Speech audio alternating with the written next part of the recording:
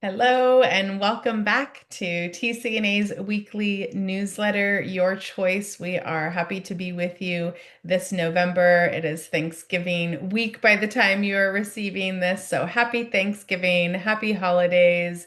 It is great to be with you today, Tess. It's great to be with you too. And we've got some fun things to share today.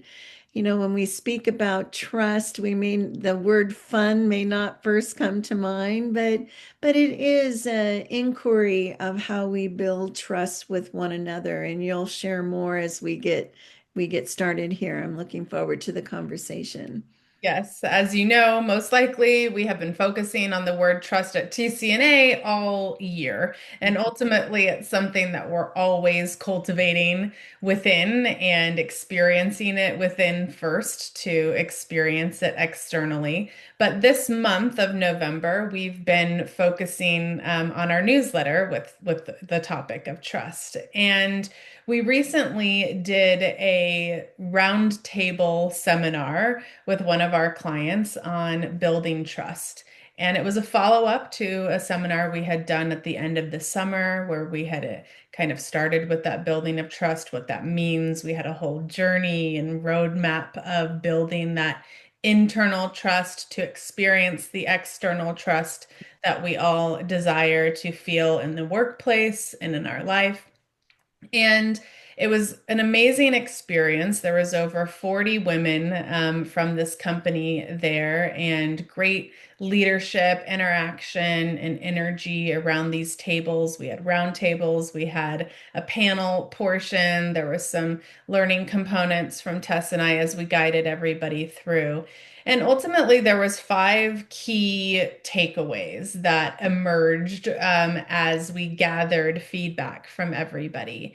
And we're going to be sharing and walking you through those today. The first one was that trust starts within, and that self-trust has to be the foundation. So, Tess, can you speak to that a little bit? What does that mean, trust starts within, and that it's the foundation?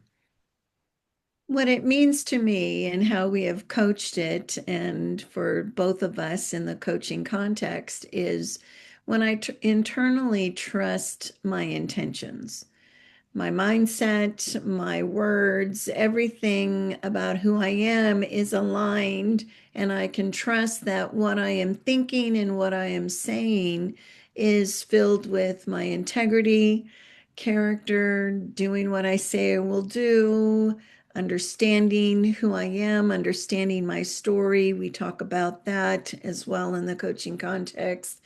Understanding my personality preferences and knowing that there are other personality preferences that are valued as well, not just my own preferences. And it's that intentionality to look internally before I look externally. And so often when we talk about this in the coaching context, we're constantly looking for an external validation or an external, you did a great job, or everything seems to be external. And then we look at, well, I can trust all the external components going on because there's a lot of feedback coming in. But what happens when the feedback that's coming back to us is not what we expect or need or want? That's where the internal comes in. Is it true? And I remember years ago in graduate school, I had a situation where a person I respected told me that I was not good at something. And that was a hard thing to accept. Is that true? Because I'm basing my life experience on coaching, teaching, being a public speaker, and the words that she said were very hurtful. And yet, what I did was I went back to my professors and who had graded me on these things and asked them, is this true about my abilities? And because in the integrity of who I am, I'm thinking with the responses and the engagement I'm getting and the learning that's happening, I believe I'm on the right track. And then I've got this voice, external voice. And certainly they were very encouraging and they were communicating. We have not seen that to be true for you. And maybe there's something else going on. And there was something else going on with that particular individual. So the integrity of who we are, that internal being part, knowing that we can trust the internal being. And sometimes we do need the external. Is this really true or not? Being willing to accept what may be true or not. All of that is a internal work, and sometimes it's an external conversation. And ultimately, I did go back to that individual that said the very hurtful, harmful things, and realizing within that conversation, she was really going through something Yeah. that really didn't have anything to do with me. And so that, that allowed me to release that person of, okay, that's their thing, and I can stay on track and stay true to who I am. And that whole internal experience was was a lesson in life to really be mindful of what the external that I'm listening to and trust the internal.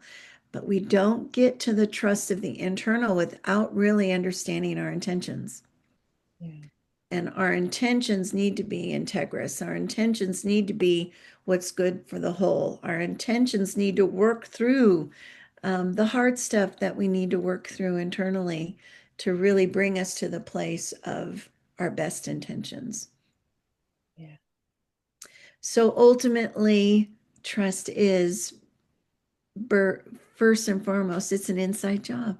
It's Yeah. inside work that we can do to ground ourselves, to build our integrity, and to empower ourselves with grace and humility at the same time. And so, what can help us do that is the pause. The second thing that can be helpful to us, the pause before reacting. It's called the 90-second rule. Do you want to tell us more about that, Chels? Yes, absolutely. And in order to really utilize the 90-second rule, having that inner trust, that foundation of inner trust is really key. So this really resonated with the group, the 90-second rule. And ultimately, it's that science shows us, it is scientifically proven that if we have emotions that arise, when we have emotions arise, because we all do, if we are able to have enough awareness and trust in ourselves to wait 90 seconds before responding to that emotion, responding to that emotion that from the email, responding to the emotion from what somebody said in a meeting or what somebody says on a phone call, or even with your children. It's a great practice and probably the hardest to do with them. But if we allow ourselves to have 90 seconds before we fully react, we actually gain more clarity, more oxygen flows to our brain so that we do have more clarity to make a decision of how we want to respond. So we don't stay in that reactive mode. We're actually being proactive by taking the 90 seconds, getting that oxygen, gaining the clarity, and then we take action from there. That it doesn't mean that the emotion will be completely gone in 90 seconds, but again, scientific science shows that we will have more clarity to make a better choice and probably a more supported decision as well with how we move forward, especially when we get triggered. Yes. Yes, especially when the stakes are high, emotions are strong, and opinions vary, right? Yes, crucial conversations. Absolutely. Right. And they do every day. We have the opportunity every day to practice this 90-second rule. And we're already getting emails about how the women have been practicing it at that Yes. class. Yes. So as we have that trust starting within, we're moving to being able to manage our responses, pausing before reacting with 90 seconds. The third key takeaway that emerged was to have clear, intentional when we have clear and intentional communication, it builds trust. So we talk about communication all day, every day. Yes, we do. It's one of our main expertise, but how does that clear, intentional communication actually build trust in the workplace?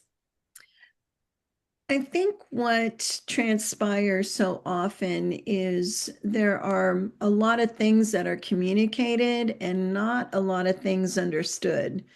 Mm, And so really going back in the clarity of communication is communicating, here's what I say, here's what I hear you saying, yeah, or could you clarify this point for me further? The other components that we use in the coaching context is, and we tend to think strategically like this, and we coach this, is what is the focus that's really being communicated? And then what are the behaviors that we need to actually reach that focus, and what's the desired outcome? And you can use that saying, what's the desired outcome here in a conversation? What are the three things that I need to do to fulfill the expectation or fulfill what I'm being asked to do? Where's the true bigger picture focus? Anytime that we're in a dialogue with someone, we need to be able to understand what the clarity actually is. So, like for today, the clarity is trust. And part of that building trust so far is managing our own emotions with that 90-second rule, being very clear what is the expectation for today. And and letting the flow of the conversation actually have its points that we can draw out so we really know what we're agreeing to and really know what our next steps are. yeah. And I think that's very key in the clarity of communication because more often than not, people choose to just accommodate in a conversation, or they choose the other. They choose to really be uh, directive and challenging, and that kind of takes the conversation off track as well. So if we can really be going back to intentionality, if we can really be intentional with asking good clarifying questions, stating what we hear the person saying, and asking for what is the desired outcome, we can have much better dialogue and build trust with one another in that. So it's all But part of being human, right? yes, yes. That three-step strategy is really helpful with the focus, three behaviors, desired outcome. That really brings clarity to things instantly, and it's so Yes. simple. Yes, absolutely. Keeping things communication simple because it's complex enough within every business culture. And the more we can create simple communication, we can move things forward much quickly. Definitely. Yeah. All right, Chelsea, you're going to talk about grace and humanity. This came up because so often in the workplace, we don't think about giving one another grace. Tell us more about this, or even think that we're all human and we're all on a learning curve. Yeah, absolutely. The grace piece, even that word grace just feels graceful, right? Doesn't it? Like it Yes. just has a different energy and frequency to it. And the importance of, I think one of the reasons it's hard to give other people grace too is because when was the last time you gave yourself grace for something? Right? When was the last time I gave myself grace for something? We probably do it more often than other people since this is part of our daily work and at the same We did yesterday. time. And if we aren't giving that grace to ourselves, kind of like the trust starting from within, which is Yes, the first point, if we aren't giving ourselves grace, then we aren't going to be able to extend that to others with the same authenticity, really. right. Right. So, remembering that grace is meant to be extended, we are on a learning curve, we are all human. Having that vulnerability to recognize. I was just listening to a Brene Brown podcast about, it takes courage to be vulnerable, Mhm. or you can't have courage without vulnerability.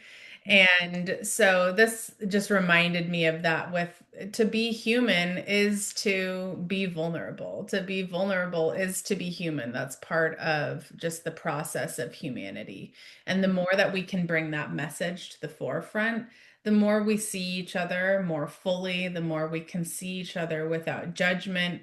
We can create a sense of psychological safety in the workplace and at home. And ultimately, we can grow together when we're willing to give one another grace, see one another as humans, and just commit to working together as a team. Yes, absolutely. And that transpired yesterday, or I should say last week. With the group of women. We've coached many of those women one-on-one. We've coached them in triangle coaching. We've coached them in team building.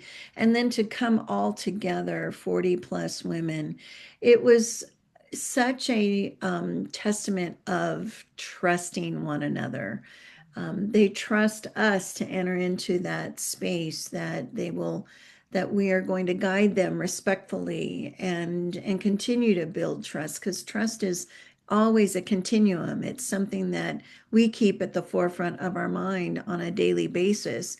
And within that experience, we were able to lift 5 leaders up into a leadership role of coaching, facilitating, and being on a panel because we trust them, right? And they trust us to be there to support them, to guide them. And so it was such a great experience overall of this trust that is built over time, the trust that is in the moment, the trust that is in the aftermath as we follow up. The trust is fully present. It almost felt like we were all enveloped into this trust um, trust arena, and that energy was really powerful and empowering. And so, as we think about building trust daily, yes, trust begins with us internally, and it also is an external action to continue to build trust with others, to be humble enough to admit when we're wrong, and to be encouraging enough to support others in the workplace as well. I often say, what's interesting about coaching is it's not about us. It is about us and the internal work that we do and the external competencies that we have. But when we enter into the coaching context, it's always about the other person. And in the workplace, it's not often understood that when you're leading a team, it's all about the team. Yes, it's about you, your competency and what you do internally to build the trust of the team, but it has to be about the team. If you're a leader and a business owner or a president of a company, it's about everyone that you're serving. And yes, it's about how you build it internally and how you can build externally, but it's with so many people. It's not just one person, right? So the trust it's fluid. It can change in a moment depending on a word spoken, a thought expressed, or an action taken. We've seen that. We know that to be true. And it can be so empowering for organizations when the energy of trust is swelling and moving and everybody is in this zone of communicating with their best abilities. That's where it's just so exciting to see and experience. Yeah, it is an ongoing journey and continuous expansion Yes. of trust being within, pausing before we react, having that 90 seconds, having clear, intentional communication when we're building trust, giving ourselves and one another grace, remembering we're human, to see each other fully, and ultimately have that daily practice, that daily commitment of building trust from the inside out. And we felt that commitment from the group last week. It's something we are committed to at TC&A every day, and we will continue to spread the importance of building trust from the inside out. Absolutely. Well, it's great to be with you today. Again, happy holidays to everyone, and we look forward to seeing you next month. Yes, we do. Bye.